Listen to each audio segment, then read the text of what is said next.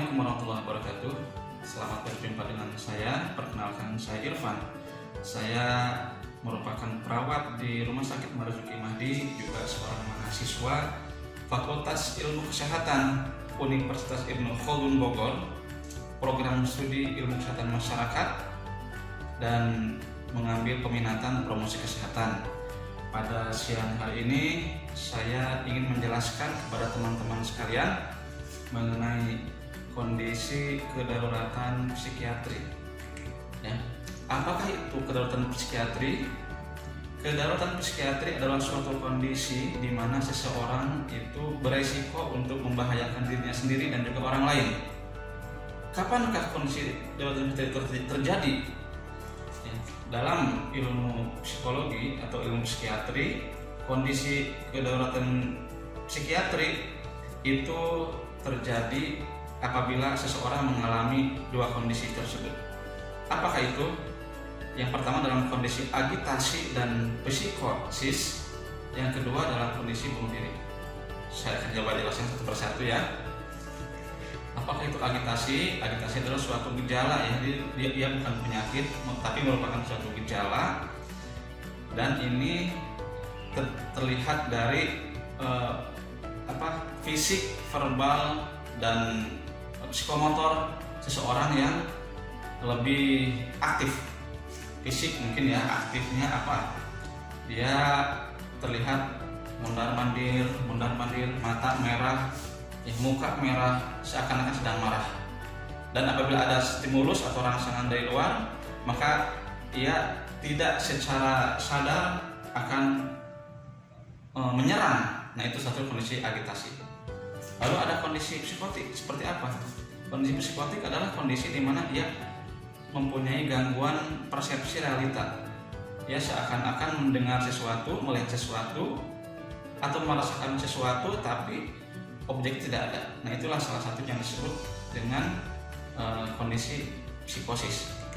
Nah, bagaimanakah cara untuk menangani kondisi tersebut? Yang pertama adalah singkirkan dulu kemungkinan kondisi medis. Artinya apa? Kondisi medis tertentu itu bisa menyebabkan seseorang kehilangan kesadaran, bisa jadi misalnya demam yang tinggi ya. Nah, kita harus tahu dulu, singkirkan dulu seperti itu. Yang kedua adalah distabilkan kondisi pasien, stabilisasi kondisinya secepat mungkin. Dengan apa? Dengan kita berusaha untuk melakukan komunikasi dengan terapeutik. Dekati dia dengan pelan-pelan. Jangan sampai menimbulkan gerakan yang tiba-tiba yang mencurigai dia bahwa kita akan menyerang dia. Lalu ketiga apa? Hindari paksaan. Apabila kita ingin membawa seseorang ke fasilitas kesehatan, baik itu puskesmas atau rumah sakit, maka hindari paksaan. Jangan dipaksa. Ya, kita bicara dengan pelan-pelan, lalu kita tangani ya, dengan obat-obatan. Ya, kalau memungkinkan itu nanti akan dilakukan oleh seorang profesional ya, baik itu dokter ataupun perawat. Yang penting adalah ini bina hubungan saling percaya. Artinya kita sampaikanlah pada dia bahwa kita ingin menolongnya, dan dia juga harus paham bahwa dia dalam kondisi ingin atau sedang butuh pertolongan. Nah, insya Allah dengan cara yang lembut, dengan halus, akan terhindar dari mara bahaya yang berpotensi ditimbulkan oleh orang yang sedang mengalami agitasi tersebut. Dan yang penting adalah utamakan terapi verbal. Artinya verbal itu adalah kita banyak komunikasi ya, dibandingkan dengan terapi yang lain dengan fisik. Ya, fisik bisa aja kita membutuhkan pertolongan orang banyak ya, tapi nanti akan berakibat dia memendam perasaan dendam ya kepada orang yang memukulinya atau memeganginya, seperti itu. Jadi itu dulu. Nah, itu salah satu kondisi kedaruratan psikiatri dan penanganannya. Lalu yang kedua, kondisi yang kedua adalah suicide. Suicide itu apa? Bunuh diri ya. Suatu tindakan destruktif atau tindakan yang merusak ya, yang berakibat fatal bagi dirinya sendiri. Dan kita tahu angkanya di dunia ini kurang lebih 1 juta orang meninggal karena bunuh diri. Itu pada tahun 2012. Dan bunuh diri juga merupakan penyebab kematian kedua pada usia manusia usia 15 sampai 29. Itu lumayan banyak ya.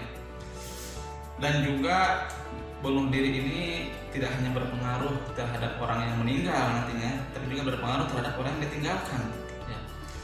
Lalu kita akan coba lihat bunuh diri itu banyak stepnya. Yang pertama adalah percobaan bunuh diri yang gagal. Nah itu kita pernah lihat mungkin ya, orang yang mencoba memotong nadi atau menggantung diri tapi tidak jadi kematian.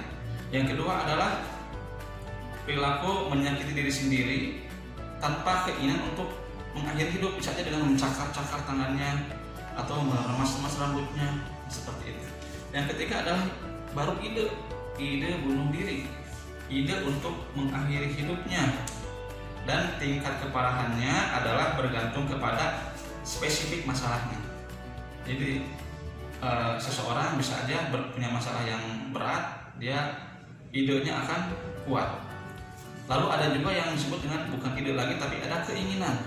Dia ingin, berarti sudah mencetuskan secara verbal dia ingin bunuh diri.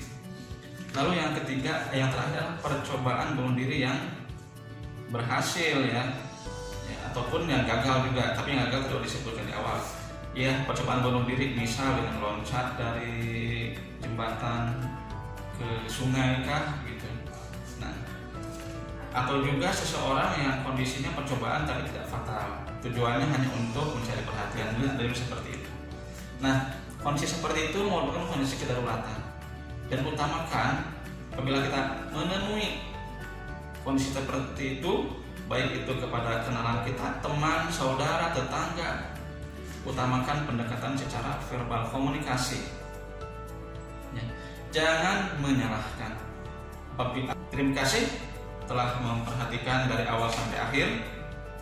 Kita bertemu kembali dalam tips berikutnya.